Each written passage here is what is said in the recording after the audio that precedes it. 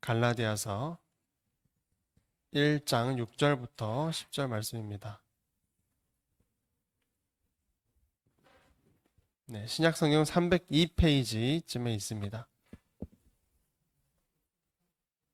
302페이지쯤에 있고 갈라디아서 1장 6절부터 10절까지의 말씀입니다.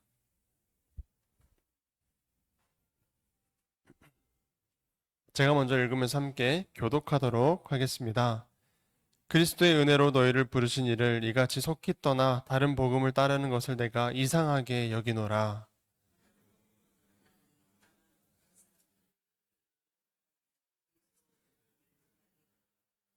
그러나 우리나 혹은 하늘로부터 온 천사라도 우리가 너희에게 전한 복음 외에 다른 복음을 전하면 저주를 받을지어다.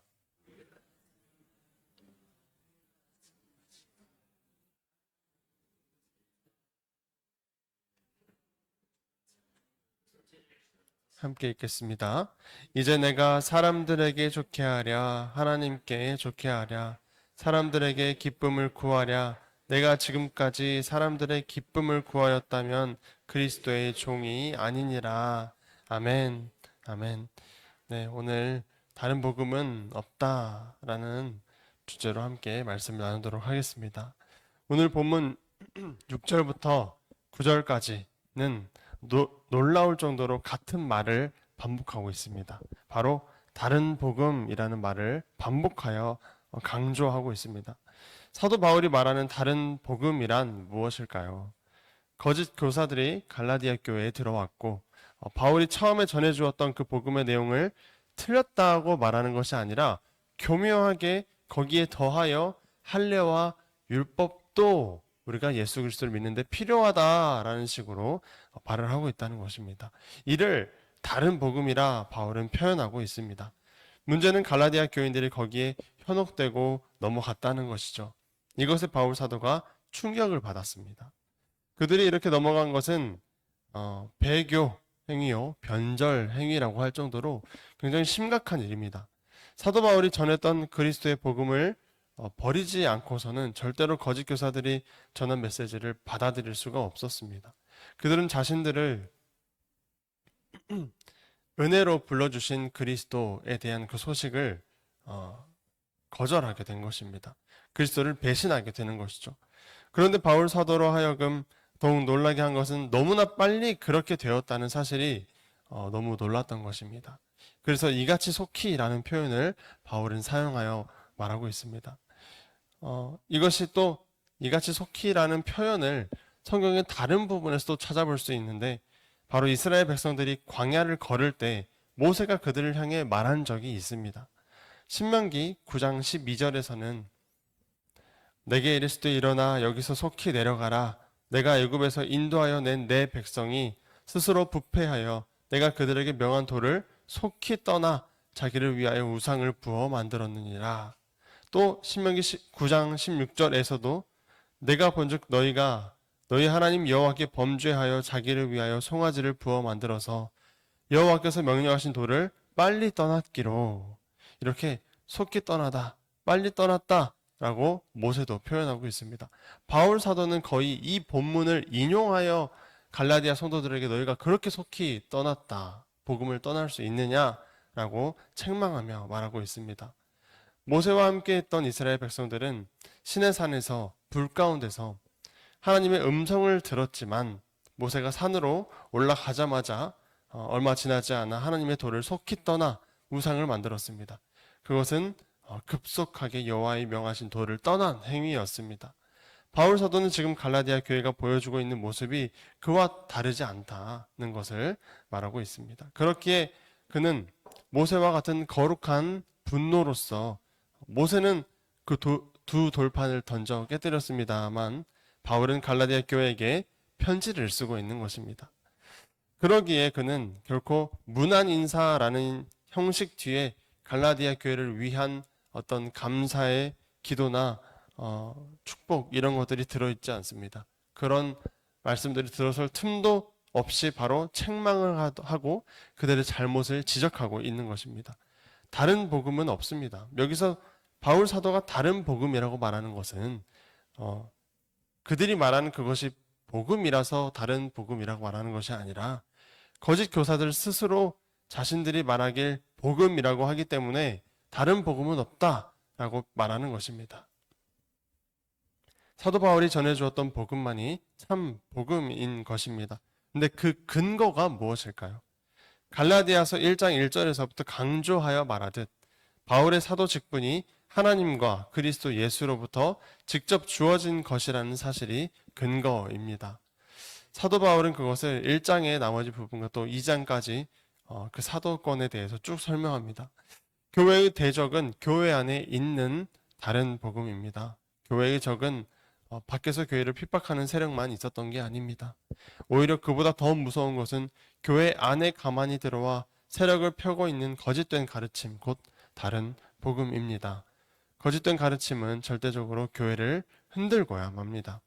교회를 흔들지 않는 거짓 복음은 없습니다. 왜냐하면 교회는 복음이 나왔고 복음으로 살아가는 공동체이기 때문에 다른 복음이 들어왔을 때 어떻게든 흔들리게 되어 있습니다. 오늘날 그리스도인의 삶이 약화되고 또 교회가 약화되는 이유에는 사도 바울이 지금 하고 있는 것과 같은 복음의 진리를 지키기 위한 싸움을 교회가 자꾸만 피하고 있기 때문은 아닌가라는 생각도 해봅니다. 이런 점에서 무엇보다도 중요한 것은 바로 복음의 내용입니다. 복음의 내용. 7절 말씀을 잠깐 보시면 어떤 사람들, 바로 거짓 교사들인데 이들이 하려는 것이 무엇입니까? 너희를 교란케 하여 그리스도의 복음을 변하게 하려 함이라. 그들은 그리스도의 복음을 왜곡하는 자들입니다. 거짓 교사들은 예수 그리스도를 부인한 것이 아닙니다. 그들도 예수가 그리스도임을 인정하면서 나아옵니다. 단지 이방인들이 그리스도인이 되기 위해서는 믿음 외에 할례를 받아야 한다는 주장이 더해진 것이죠. 이것을 사도 바울은 변하려 한다, 왜곡이다, 교회를 요란케 하는 행위이다 라고 표현하는 것입니다. 또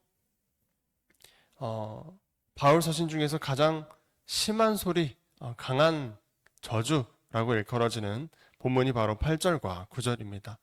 8절과 9절을 읽어드리겠습니다. 그러나 우리나 혹은 하늘로부터 온 천사라도 우리가 너희에게 전한 복음 외에 다른 복음을 전하면 저주를 받을지어다. 우리가 전에 말하였거니와 내가 지금 다시 말하노니 만일 누구든지 너희가 받은 것 외에 다른 복음을 전하면 저주를 받을지어다. 바울은 두 번이나 저주라는 단어를 사용하고 있는데 이것은 지옥으로 가라는 뜻입니다.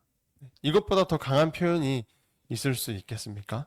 사도 바울은 자신들이 전해주었던 복음 외에 다른 복음을 전한다면 그것이 천사라 할지라도 예외 없이 저주를 받아야 한다고 두 번씩이나 선포합니다. 이 말은 지금 갈라디아 교회를 현혹한 거짓 교사들이 얼마나 친절하고 좋은 모습이라 할지라도 그들에게 얼마나 잘 친절하게 접근을 했든지는 아무 상관없이 그게 천사의 모습이라 할지라도 그들이 전했던 메시지가 예수 그리스도를 가리기 때문에 예외 없이 저주를 받을 것이라는 것이죠. 여러분, 이단이라고 해서 늑대 같은 모습을 하고 있는 게 아닙니다. 오히려 우리보다 더 나은 모습, 우리보다 더 사랑하는 것만 같은 모습으로 우리에게 접근할 수 있습니다. 사도 바울은 말합니다. 그가 전하는 말씀으로 그를 분별하라는 것입니다. 이것을 종교개혁자 마틴 루터는 이렇게 표현한 적도 있습니다. 이렇게 표현합니다. 베드로나 바울이라 할지라도 그리스도를 전하지 않는 것은 사도적이지 않은 것이며 가룟 유다나 대제사장 안나스나 빌라도 또는 헤롯이라 할지라도 그리스도를 전한다면 그것은 사도적이다 라는 표현을 했습니다. 복음 전하는 자는 그가 전하는 말로 분별되어야 한다는 것입니다. 사도 바울은 갈라디아서를 시작하면서 자기가 사도된 것에 말했습니다. 1장 1절을 보시면 사람들에게서 난 것도 아니요 사람으로 말미암은 것도 아니요 오직 예수 그리스도와 그를 죽은 자 가운데서 그리스도를 살리신 하나님 아버지로 말미암아 사도된 바울은 이렇게 자기 자신을 소개하고 있습니다. 우리는 그런 사도들을 통해서 주어진 찬 복음인 하나님의 말씀을 가지게 된 사람들입니다. 이 성경이 그런 소중한 말씀입니다. 우리는 성경을 읽고 듣고 공부하고 묵상하고 암송도 할 수 있습니다. 우린 말씀이 우리에게 드러나고 명료해지기까지, 밝히 우리에게 이해가 되기까지 하나님의 뜻을 구하며 말씀을 읽어야 합니다.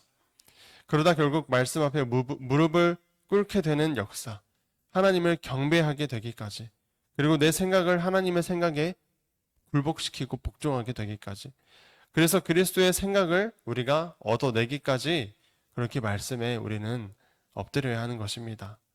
사도 바울은 자신의 복음 전하는 사역의 동기와 마음까지도 의심했을 갈라디아 교인들에게 마지막으로 이렇게 고백합니다. 10절의 말씀입니다.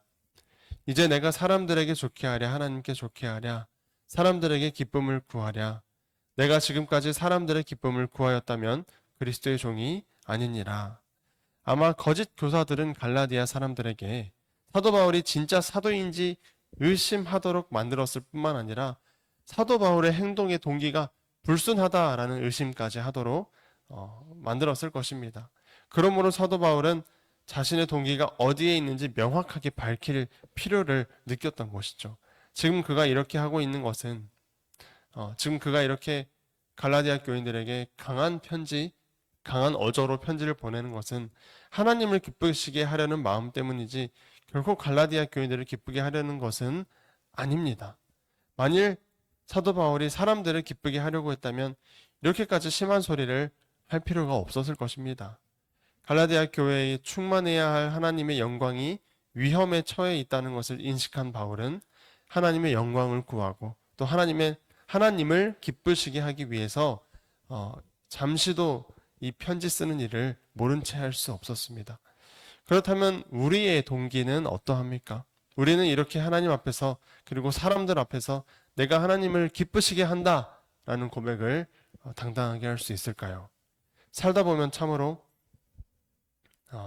어려운 일들이 닥칠 때가 많습니다. 우리는 모두 다 사람들에게 좋은 사람이고 싶죠. 좋은 사람으로 비추어지고 싶죠. 그러나 어떤 때는 더 이상 좋기만 해서는 안 되겠구나라고 판단이 될 때가 있습니다. 모든 부모가 또 다 그저 웃고 잘해주는 부모이기를 원할 것입니다. 그러나 매를 들어야 할 때가 있고 얼굴을 붉혀 화를 내야 할 때가 있습니다. 그래야 할 상황에 화를 내지 않는다면 그 부모는 신뢰할 수 있는 좋은 부모이기를 버리게 됩니다. 버리는 셈이 되는 것입니다. 바울 사도의 마음이 비슷합니다. 바울 사도는 갈라디아서 4장 19절에서 이렇게 말합니다. 나의 자녀들아 너희 속에 그리스도의 형상이 이루기까지 다시 너를 위하여 해산하는 수고를 하노니. 이렇게 혼내는 것이 서로에게 너무 고통스러운 일인 줄은 바울 자신도 너무 잘 알고 있지만 그러나 이 일은 넘겨버릴 일이 아니라는 것입니다. 그는 하나님을 기쁘시게 하기로 결정을 내렸습니다. 우리들의 삶의 모든 상황에서 우리가 판단하고 결정해야 할 것이 바로 이것입니다. 하나님을 기쁘시게 하는 선택은 무엇일까? 이런 생각을 해봐야 한다는 것이죠. 이 구절을 묵상하면서 금송아지를 섬기던 이스라엘 백성에게 내려온 모세의 마음은 어떠했을까를 또 생각해 보게 됩니다. 모세가 형 아론과의 관계를 생각했다면 또 자기가 아끼는 백성들과의 인간적인 관계를 생각했다면 그는 그저 타이르고 몰랐으니까 그랬구나 하면서 잘 알려주고 그렇게 이제 혼내지 않고 그저 갈 길을 가야 했을지도 모르겠습니다. 그랬으면 모세는 계속 좋은 사람이 될 수도 있었을 것입니다. 그러나 그것은 하나님을 기쁘시게 할 수 있는 태도가 아니었죠. 그는 돌판을 던졌고 형 아론을 책망했으며 하나님의 편의 선자들이 나서서 죄를 지은 백성들을 죽이게 했습니다. 비참한 사륙이 3,000명의 동족들을 죽였습니다. 언제나 하나님과의 관계가 모든 인간과의 관계를 결정하게 해야 한다는 것입니다. 사도 바울이 끝까지 포기할 수 없었던 그의 원칙은 바로 사람이 아니라 하나님을 기쁘시게 해야 한다라는 생각이었습니다. 그렇게 바울은 사도로서 한 성도로서 그의 삶을 잘 살아낼 수가 있었습니다. 말씀을 정리하겠습니다. 갈라디아 교회에 거짓 교사들이 들어와 자신들도 그리스도인이라 말했습니다. 그러면서 뭘 강조하기 시작하냐 하면 할례를 하고 율법을 지켜야 비로소 완전한 복음이 된다. 비로소 온전한 그리스도인이 된다라고 말하기 시작합니다. 그러나 이는 예수님을 믿는데 우리가 어떤 행동이 필요하다라고 말하는 것과 같은 비진리입니다. 굉장히 교묘합니다. 속기 쉬우니 우린 조심해야 합니다. 오히려 신천지는 전도해야 구원받는다. 계시록을 외워야 구원받는다. 라고 말해버리니까 사람들이 더욱 열심을 내는 것입니다. 그러나 구원은 하나님의 계획하심과 성령님의 우리가 말씀에 순종하게 도와주심과 또 예수 그리스도의 핏뿌림을 통하여 이루어집니다. 온전히 삼위 하나님의 역사하심으로 이루어지는 것이 구원입니다. 또한 사람을 기쁘게 하기 위한 행동을 하지 마시고 하나님을 기쁘시게 할 행동을 선택하시길 바랍니다. 말씀에 경고의 뿌리를 내리셔야 하고 기도로 하나님의 마음을 또 계속 구하셔야 합니다. 하늘에서 이루어진 하나님의 나라가 이 땅 가운데 속히 이루어지길 주기도문의 내용이 진실로 내가 원하는 내용이 되기를 그렇게까지 내 뜻이 주님의 뜻과 같아지기까지 우리는 말씀을 묵상해야 하는 것입니다. 마지막으로 복음을 밝히 드러내고 진리를 위한 싸움을 두려워하지 않으셨으면 좋겠습니다. 하나님께서는 교회를 통해 복음의 진리가 나타나길 원하시고 우리의 입을 통해 우리의 삶을 통해 진리가 드러나길 원하십니다. 담대하게 오늘을 또 살아내는 우리가 되기를 소망합니다. 기도하겠습니다. 감사하신 아버지 하나님, 우리가 진리를 구하길 소망합니다. 진리 되신 예수 그리스도가 이미 밝히 드러났지만 우리 마음 가운데 직접 말씀을 통하여 밝히 드러나기를 소망합니다. 우리가 말씀을 읽을 때 아버지의 마음과 아버지의 나라를 구할 때 우리 마음 가운데 일어나는 그 말씀이 꿀처럼 달게 되는 역사가 우리에게 일어날 수 있도록 도와주시옵소서. 주님, 그리하여 우리가 말씀에 순종하기까지 예수 그리스도의 십자가를 깊이 묵상하기까지 이 구원의 모든 하나님의 사역들이 남일처럼 느껴지는 것이 아니라 나의 일처럼 느껴지기까지 우리가 말씀을 묵상하길 원하오니 주님 우리의 마음을 붙잡아 주시고 또 말씀을 읽을 동안 졸리거나 피곤치 않도록 도와주시고 그렇게 잘 이해가 되기까지 함께하여 주시옵소서. 주님의 도우심이 아니면 이 하루를 또 살 수조차 없는 우리는 연약한 사람들입니다. 주님의 도우심을 구하오니 이 하루를 살아갈 힘을 허락하여 주십시오. 아버지의 말씀에 순종할 힘을 허락하여 주십시오. 온전히 주님과 동행하는 이 하루 되길 소망하면서 주님만 나타나시는 하루 되길 소망합니다. 예수님의 이름으로 기도드립니다. 아멘.